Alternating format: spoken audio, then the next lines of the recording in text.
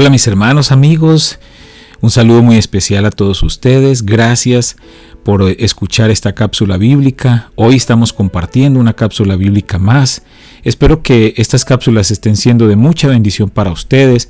Hemos estado estudiando esta primera epístola del apóstol Juan y ha sido maravilloso poder ir recorriendo capítulo por capítulo, porción por porción, aprendiendo algo, extrayendo algo para nuestro crecimiento espiritual. Hoy vamos a estar meditando entonces en primera de Juan capítulo 3, versos 1 al 10.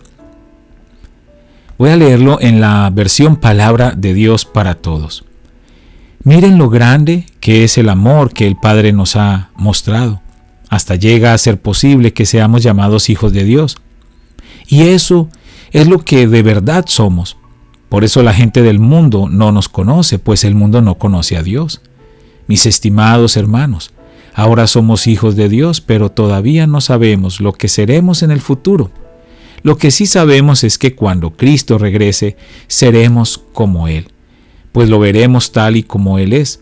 Y todo el que tenga esta esperanza puesta en Él se purifica a sí mismo, así como Cristo es puro. Todo el que peca viola la ley de Dios, porque pecar es vivir en contra de la ley de Dios.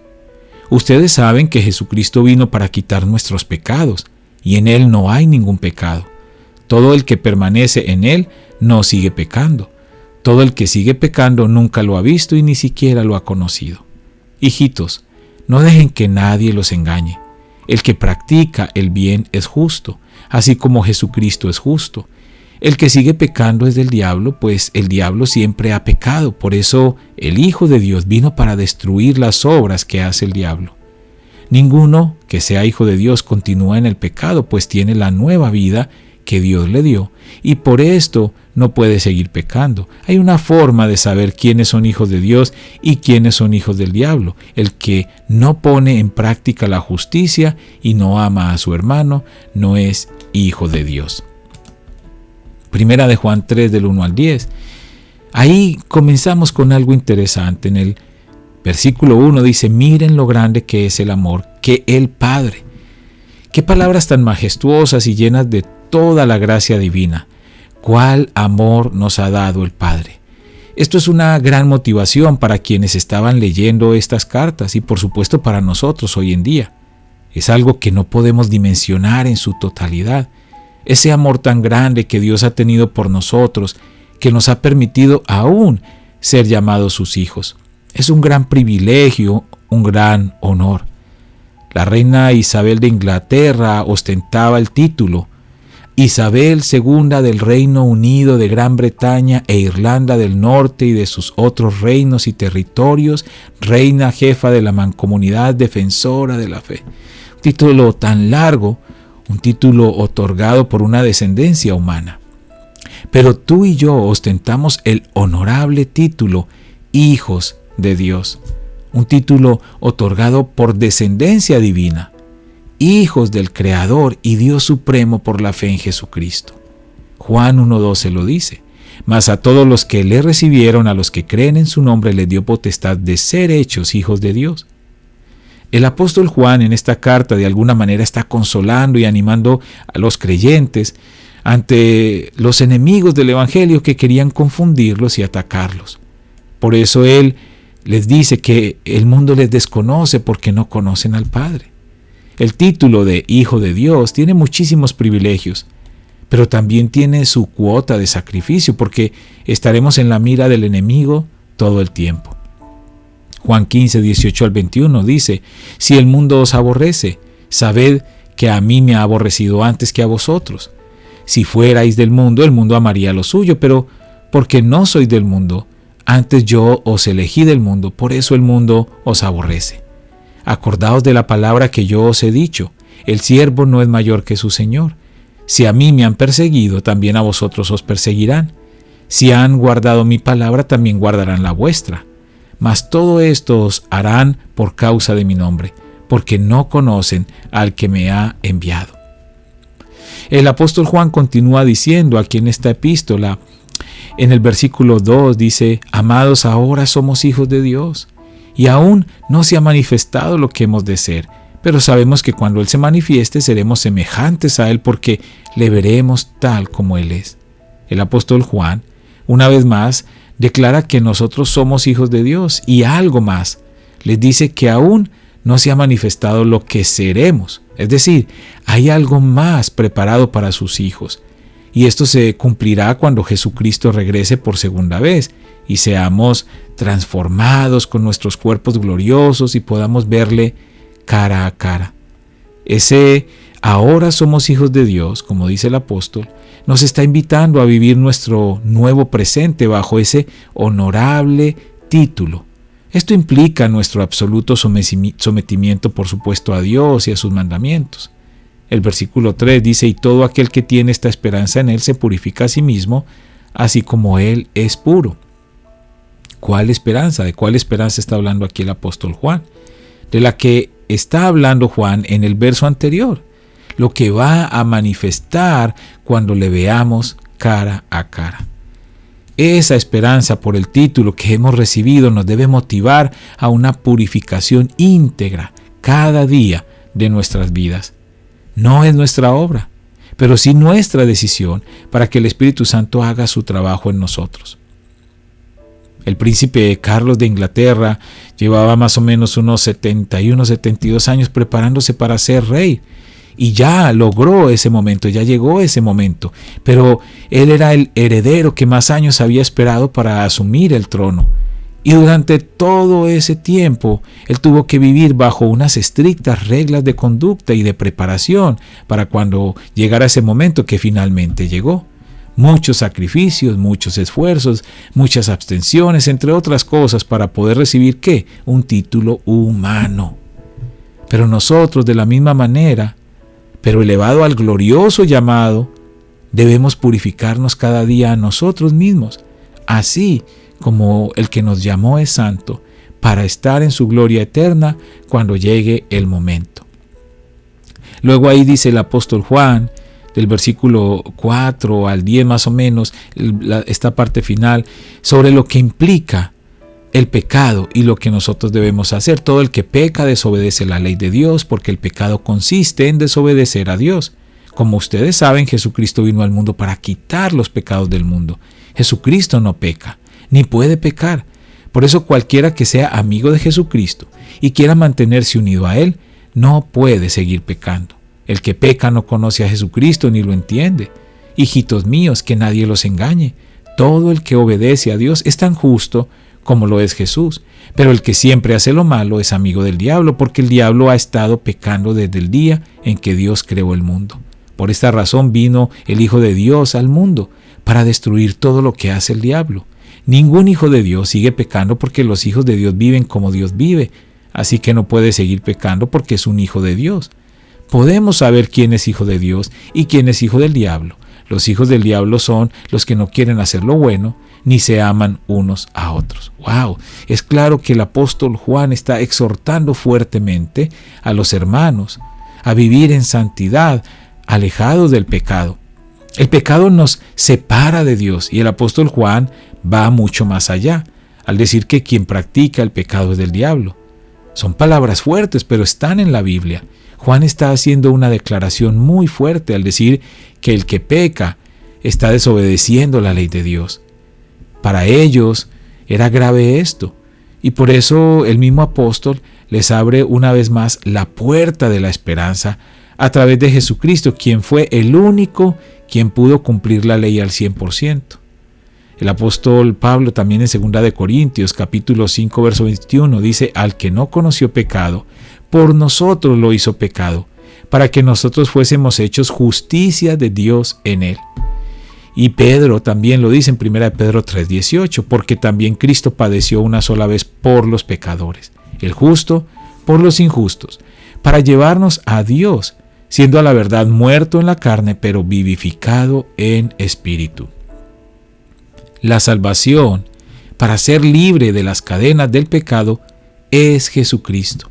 Él no peca, y solo en Él estaremos libres de pecar. Debemos entonces unirnos a Él, conocerlo plenamente, para que Él sea quien viva en nosotros cada día. Es apenas lógico que cualquier creyente que experimente una relación personal, íntima, diaria, completa, transparente con Jesús, va a vivir fuera del pecado, cada vez menos el pecado en su vida. Porque la Biblia aquí está diciendo practicar, el que practica el pecado, no el que peca, porque nosotros todos somos pecadores. Y aunque tenemos a Cristo en nuestro corazón, pecamos también. Pero una cosa es pecar y otra cosa es practicar el pecado, porque practicar es una acción acostumbrada o repetitiva. Ninguno puede vivir exento de pecar porque seguimos siendo pecadores, aunque redimidos, pero aún habitando en este cuerpo material, en este cuerpo humano, como decía el apóstol Pablo, ahí en Romanos 7, 18 al 25. Él decía, y yo sé que en mí, es decir, en mi naturaleza pecaminosa no existe nada bueno. Quiero hacer lo que es correcto, pero no puedo. Quiero hacer lo que es bueno, pero no lo hago. No quiero hacer lo que está mal, pero igual lo hago. Ahora, si hago lo que no quiero hacer, realmente no soy yo el que hace lo que está mal, sino el pecado que vive en mí. Y el apóstol está haciendo ahí una disertación sobre el pecado. Ahora, aunque Juan está exhortando fuertemente, aún les habla con cariño, diciéndoles hijitos míos, porque sus palabras solo buscan el bien de los creyentes, y por eso nosotros también debemos escuchar la palabra de Dios de la misma manera, sabiendo que Dios quiere lo mejor para nosotros. La palabra de Dios a veces es fuerte, trae una exhortación para nuestra vida, pero es una exhortación de un papá que nos ama y quiere lo mejor para nosotros. Juan sigue advirtiendo sobre aquellos enemigos que querían extraviar a los creyentes, seguramente aceptando el pecado y justificando las conductas inapropiadas dentro de la iglesia. Pero no nos dejemos engañar. El pecado es todo aquello que nos separa de Dios. El comentario Matthew Henry dice, los herejes gnósticos pensaban ser justos por tener el espíritu iluminado por la gnosis, pero Juan advierte a sus lectores que no se dejen engañar. Justo no es el que posee una luz especial, sino el que practica la justicia. Los frutos, no las hojas, son los que dan a conocer la calidad del árbol. Jesucristo el justo. Así es conocido el Señor, y por eso, si estamos en Él, somos justificados por Él. Y esa justicia se hace presente, se hace viva en nosotros también. Pero si no lo hacemos así, pues estaremos del otro lado, una vida de pecado, y por ende en los brazos de Satanás. Pero siempre hay una esperanza para todos, y en especial para aquellos que practican el pecado, y es la obra de Cristo. Su sacrificio no fue en vano, y Él mismo proveyó la salida de nuestra vida pecaminosa. Él mismo derrotó al diablo y nos libertó de las garras del pecado. Él apareció para deshacer las obras del diablo. Así que tú y yo tenemos esa gran oportunidad de vivir para Dios a través de Jesucristo. Efesios 1:7 dice, en quien tenemos redención por su sangre, el perdón de pecados según las riquezas de su gracia. Juan en este punto vuelve a destacar nuestro título, hijos de Dios, porque todo el que es hijo de Dios debe vivir de tal manera y alejado de la práctica del pecado, conociendo a Jesús cada día más y cumpliendo los compromisos del reino. Eso nos va a mantener alejados de la tentación y por supuesto del pecado. Y por algún motivo el apóstol Juan termina esta porción citando que los hijos del diablo son aquellos que no hacen justicia o no quieren hacer lo bueno. Y además añade, no se aman unos a otros. Esto nos confirma que él está hablando a creyentes que son parte de la iglesia, de la comunidad cristiana, y que parte de su carácter anticristiano era desobedecer los mandamientos de Dios y vivir fuera del espíritu del amor que debe existir en el cuerpo de Cristo. ¿Cuál es la conclusión entonces de esta porción? Primero, hijos de Dios. Este es el tema central. Es un llamado del apóstol Juan a comportarnos de tal manera que demos honor a ese título. Ese título no es una ilusión o no es una posibilidad. Ese título es una realidad. Usted y yo, si hemos reconocido a Jesucristo como nuestro Salvador, entonces nos hemos convertido en hijos de Dios. Y eso no va a cambiar. Por lo mismo debemos demostrar con nuestras acciones el respeto que le damos a ese título. Y termino con dos porciones. Primera de Pedro 3:15 al 16. En cambio, Adoren a Cristo como el Señor de su vida. Si alguien les pregunta acerca de la esperanza que tienen como creyentes, estén siempre preparados para dar una explicación, pero háganlo con humildad y respeto. Mantengan siempre limpia la conciencia. Entonces, si la gente habla en contra de ustedes, será avergonzada al ver la vida recta que llevan porque pertenecen a Cristo. Y por último, 1 de Juan 2:6, que ya lo leímos, el que dice que permanece en Él, debe andar como Él anduvo. Vamos a orar.